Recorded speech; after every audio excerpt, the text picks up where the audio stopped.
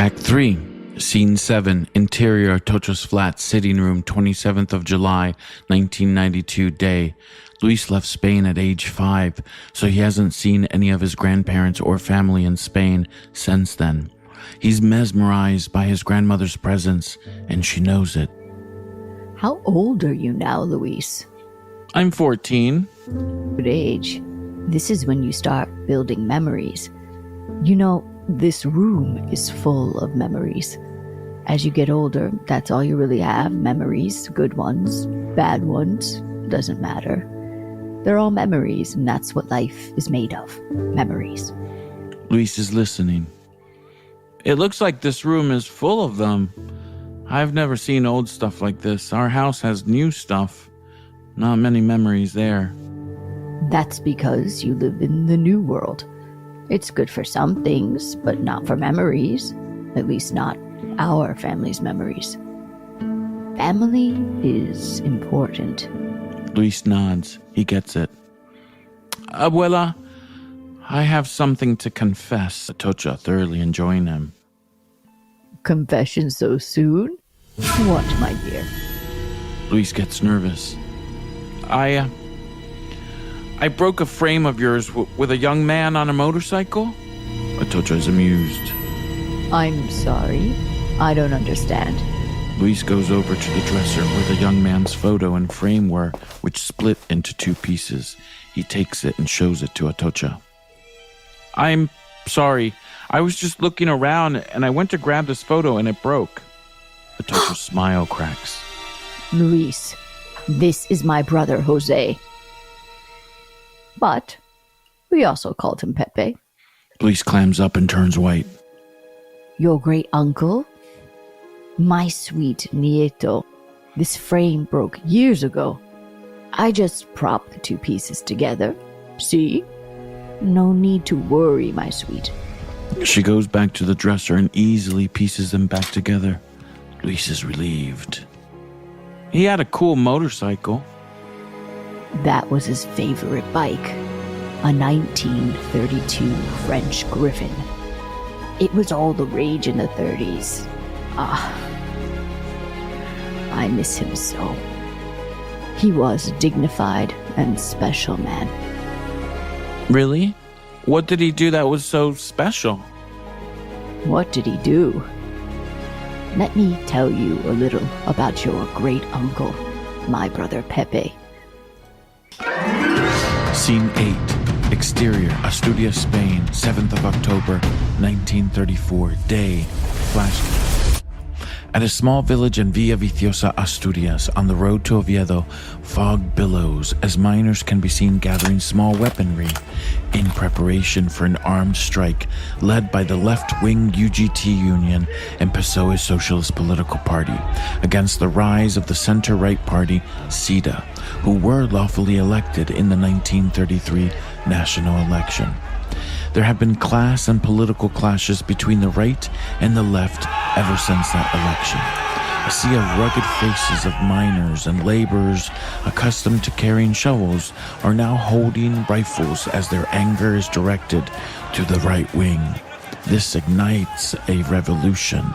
The battle-tested Spanish Army of Africa, of which Abuela Atocha's brother, Lieutenant Jose del Castillo, 33, is in. And he is now in charge of dispersing the miners to regain control of the local towns in Asturias. Atocha is holding his photo. While speaking, the camera is pushing into the photo as it animates and comes to life. We are now in 1934.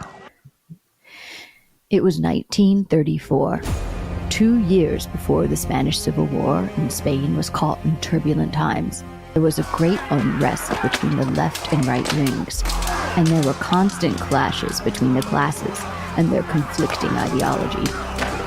Your great-uncle Jose had fought in the Rif War in Morocco, and as a war veteran under General Eduardo López Ochoa's command.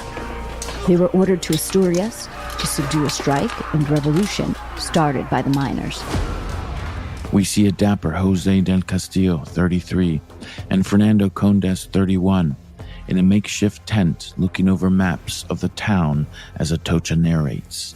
It's in the North Coast, not far from Burgos, where you were born. Okay, so continuing.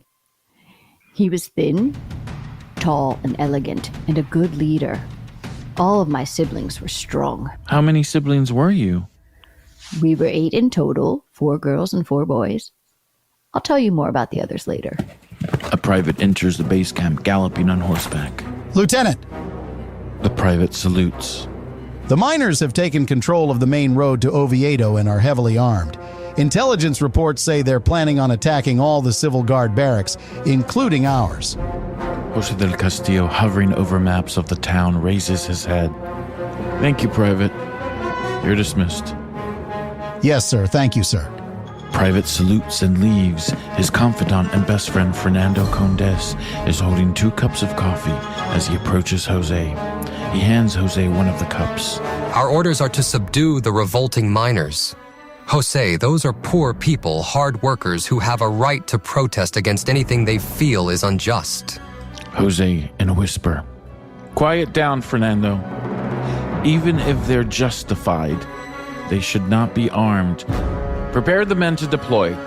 We will see what state they are in, and if we can persuade them to back down. Yes, my lieutenant. Jose looks at him and remains silent and walks out of the tent.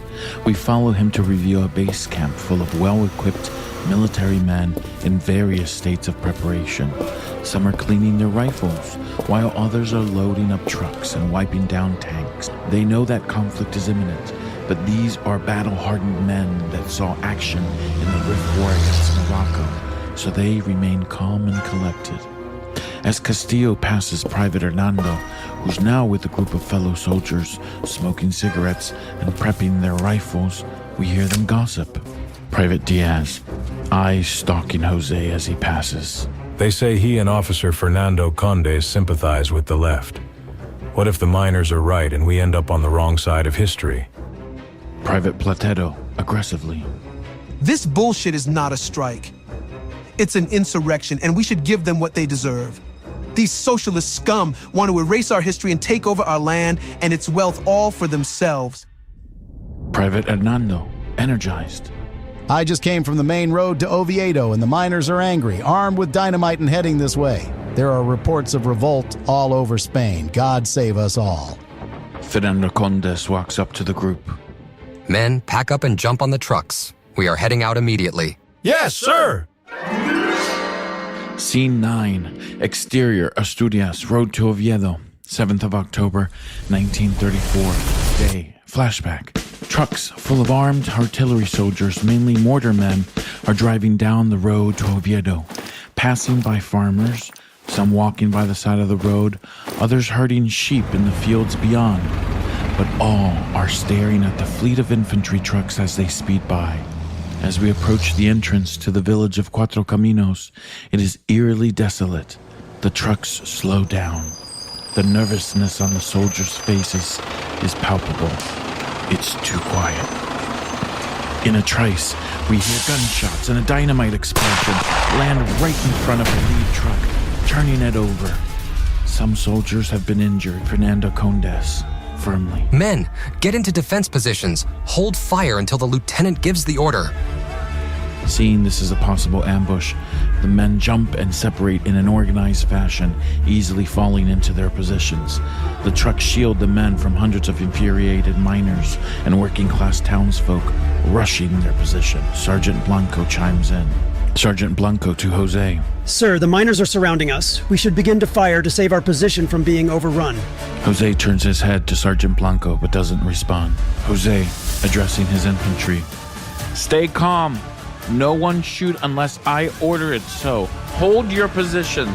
Jose heads for the front of the caravan and steps over pieces of the burning lead truck, exposing himself to possible sniper fire.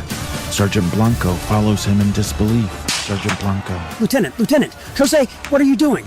We can now see an approaching mob of angry protesters carrying guns, pitchforks, and improvised bats. Jose del Castillo. I must talk to them to avoid bloodshed. Sergeant Blanco. They're in a crazed state. Words are futile now.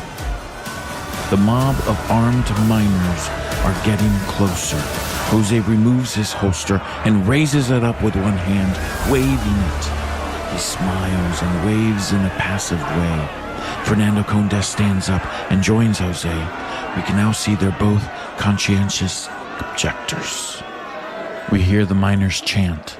Jose attempts to yell over the approaching mob. Jose, put down your weapons. Let's talk. No one needs to die today.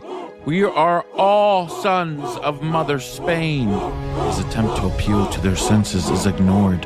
We hear a shot coming from the mob, barely striking Jose as he speaks. Jose is shaken, but continues. Sergeant Blanco to Jose. Sir, get down. Order the men to return fire, now! Jose ignores Sergeant Blanco and continues to yell out.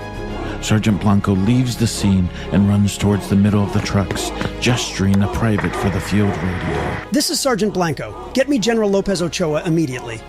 As the crowd gets close, we start seeing some of Jose's men, who also sympathize with the left, drop their rifles and join them in greeting the miners. Jose. Men, come to us peacefully, as we will not harm you. We're not your enemies here. An improvised dynamite projectile is launched toward Jose's direction and explodes dangerously close, throwing him and Fernando Condes to the ground. Both are dazed, scratched up, but mainly unharmed. We now hear the popping sounds of some rifles being shot by the soldiers behind the trucks used to barricade themselves, striking some miners who also return fire. Jose gets up and is helped to safety by one of his soldiers. Noticing that both camps have started firing, he screams out, Jose, "Cease fire! Cease fire! I have not ordered you to fire!" Lieutenant Jose, we must return fire, for failing to do so will cause our certain death. Jose fervently yells out, "I do not fire on civilians! Stand down, men. I am in charge here." Shouting at soldiers, "Stand down! Hold your fire!" Fernando Condes. Stand down, men. This is not our fight.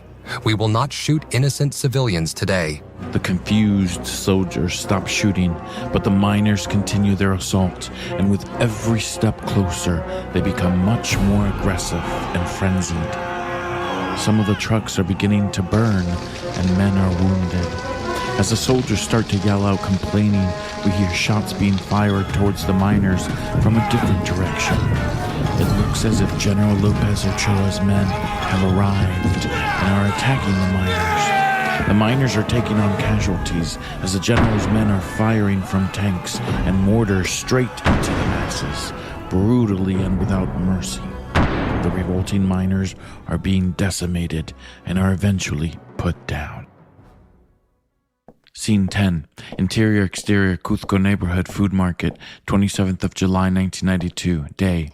Tiamati and Puri are now walking down the street and arriving at the local grocery store. Both ladies are silent until Tiamati breaks it by speaking. Tiamati, how is my beautiful Washington, D.C.? I do miss it so very much. Puri, it's still there. Tiamati. Slightly annoyed. Right. They head into the grocery store through the double sliding doors and approach a female grocery bagger, 45, at the end of the checkout conveyor belt. Tiamati. Miss, I was called to pick up my groceries. Grocery bagger looks her up and down. I'm just a bagger, but you can check in with the manager over there. But lady, you might want to change your shoes to carry all that food. Tiamati. Thank you for the info and your opinion. Good day. Tiamati heads to the manager's booth as Puri and the grocery bagger share a moment. Puri interjects. I got this. Excuse me, sir. We were called to pick up the groceries because your delivery person is unavailable. The image of the grocery manager, 58, materializes as he exits the manager's booth and addresses the ladies. Yes, apologies, but Juan is very ill and couldn't make his deliveries today. Tiamati. I'm sure it wasn't that he's too busy watching the Olympics, no? Grocery manager clears his throat. Grocery manager. Please, over here, ladies. He looks over to the large order. For Madi? Well, here you go. Just as you ordered. A total of 8 bags. Tiamati. Oh my, 8 bags. How will we manage? Pooty. We can do it. The grocery manager doesn't really help them lift the bags. Both Pooty and Tiamati now have their arms full of grocery bags. To add insult to injury, the grocery manager lays the bill on top of Tiamati's bags. My apologies, but here's the bill. I'll have to return to pay it. Yes, of course, Doña Mari. Annoyed, Tiamati dashes out of the store, first followed by Pooty.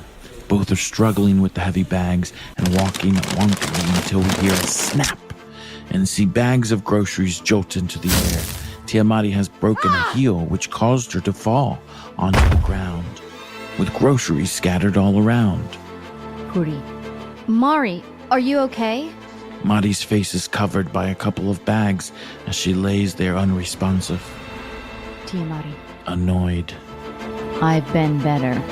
Pooty is genuinely worried about Tiamati, and as Pooty extends a hand to Mari, we transition into a flashback. Scene 11. Interior, Asturias, Civil Guard tent, dusk, flashback. Jose del Castillo and Fernando Condes are staring into nothingness.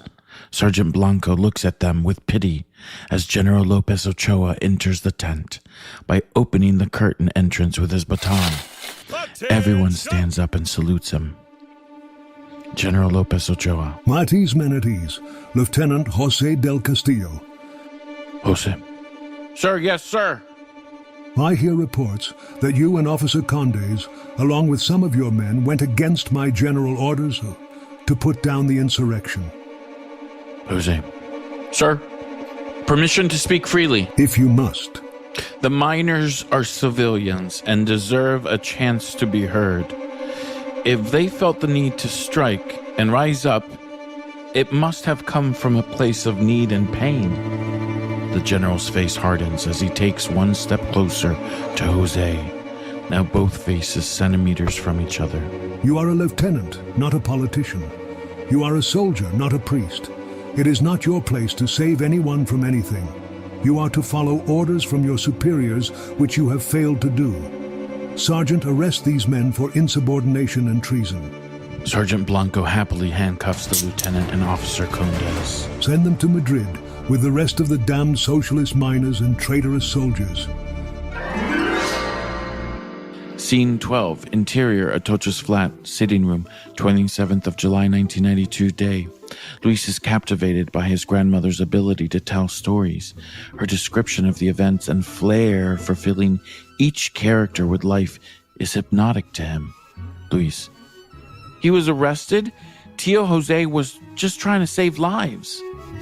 I know, sweetheart. You can see what kind of person he was. He always looked after others, but times were tough, and sometimes men only listened to the swords instead of words. Atocha, although energized by Luis's youthful being, is getting a bit tired. Luisito, help me to my chair, and I'll continue with the story. Luis grabs her arm and assists her into the armchair nearby. See, abuela. Now seated, Atocha lets out a gentle sigh of relief. Now, where was I? Scene 13. Interior, Alcalá de Henares Prison, 15th of November, 1935. Night. Flashback.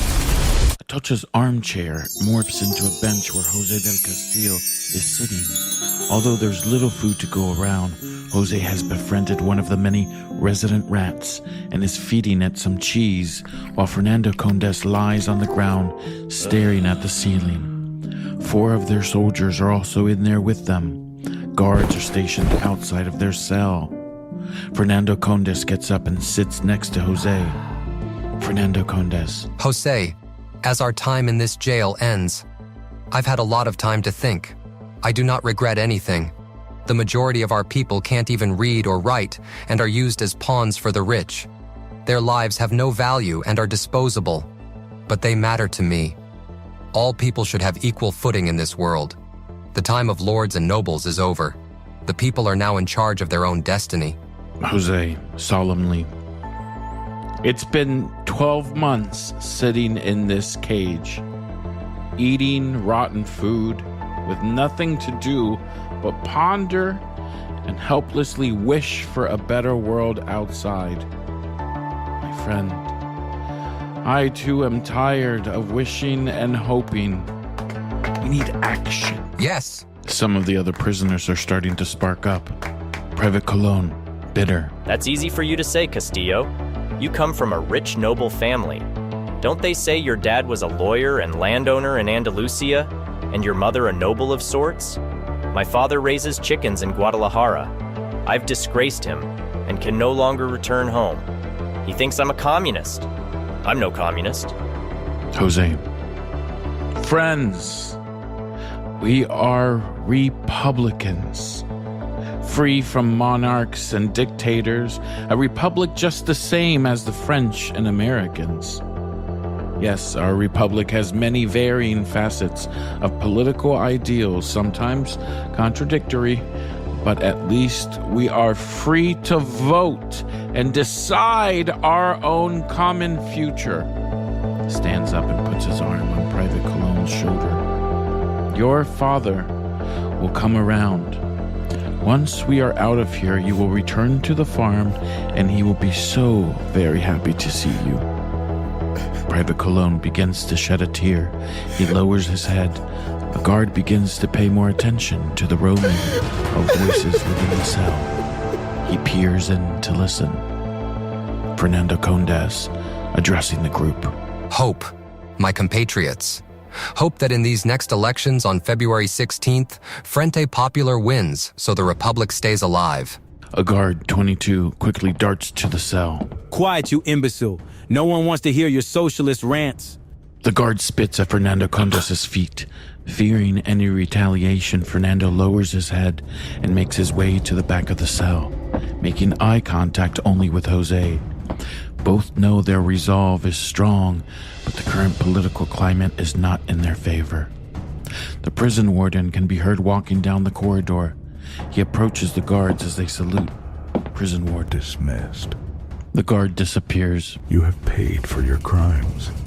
Today, you are hereby released. Jose, Fernando, and the soldiers muster up the strength to celebrate in their own little way. Jose, thank you, warden. Prison warden opens the cell doors and then walk out. Fernando and Jose are the last to leave. The warden grabs Jose by the arm. Prison warden. Brother, I tried to make your stay as painless as possible, believe it or not. Being a fellow Freemason, it broke me to see you here. I appreciate all your help, especially the extra cheese and bread. Our little mice friends appreciated them too. Quickly, prison warden. Rumor is that the Frente Popular is building a strong left coalition and will most certainly win the elections in a few months. The Republic needs bold men like you and Fernando. We're holding a meeting tonight at the lodge. Can I tell the brothers you'll both be back in attendance? Fernando Condes. Count on me. Of course, brother. My two will be there. The three share a secret Freemason handshake as they all walk towards the corridor into the shadows. Scene 14, interior, Atocha's flat, sitting room, 27th of July, 1992, day. Luis is sitting in another armchair in front of his grandmother, soaking in all the stories of her brother's misadventures. He's intrigued and surprised by such a rich family history, something he was never privy to or a part of until this moment. He can't get enough. Luis. Why would the guard be so cruel to Fernando just for speaking out? Sometimes people follow orders without knowing why, and people that think differently scare them. The key is to find common ground, and... Just as Abuela Atocha tries to finish her comment, her head drops to her chest like a boulder onto a cliff's roadway. This mortifies Luis as he thinks his grandmother has died mid-sentence. Luis. Abuela! Grandma, wake up! Abuela! Luis starts to talk louder, taps his abuela's arms, poking her to reanimate her, but it's useless. Abuela, please, Don't die on me. I need you. I've always needed you. I didn't have much family growing up. Please be alive. He begins to cry, thinking that his grandmother has passed. Atocha's knocked out but not dead. Luis starts to panic and heads to the kitchen, where the phone is mounted on the wall. He starts dialing 911, but nothing happens. A recorded error message in Spanish can be heard from the phone. What? 911 doesn't work? Abuela Atocha's head pops up like a submerged buoy, floating back to the top. She continues her story, not missing a beat. Luis hears her and hurries back to the sitting room, dropping the phone, thus leaving it off the hook. He's a little weary and bemused. Respect each other's point of view. Atocha looks at Luis and wonders why his face is white and full of panic. Oh dear me, my nieto. I don't think anyone told you. I have narcolepsy. Luis is a bit calmer now that he sees his grandmother is better. Narcolepsy. It's a condition where you suddenly go to sleep without warning. Oh, I hope I didn't scare you, my sweetie. Luis now mans up and pretends to brush it off as nothing. No, it's fine. I'm glad you're okay. Good. Now take a seat and I'll continue. A montage of Jose del Castillo being sworn into the assault guards, training youth in the Motorizada Motorcycle Corps, and putting down several protests and riots between the communists and fascists. The leftist-leaning Frente Popular Party won the national elections in February of 1936. And now, as free men, they decide to join the assault guards, which was principally in charge of dispersing protests and riots, mainly spurred on by the extreme right nationalists called Falanges, or the monarch-loyal Carlists. He would also start to train the youth under a newly formed clandestine group called UMRA. It was an anti-fascist paramilitary group. Between his work in the assault guard and UMRA, he was kept very busy. However, during these months, he also met a beautiful young lady by the name of Consuelo Morales. Thank you for listening to our wonderful true story. If you'd like to receive notifications on the next episode, please like and subscribe. Thank you for listening.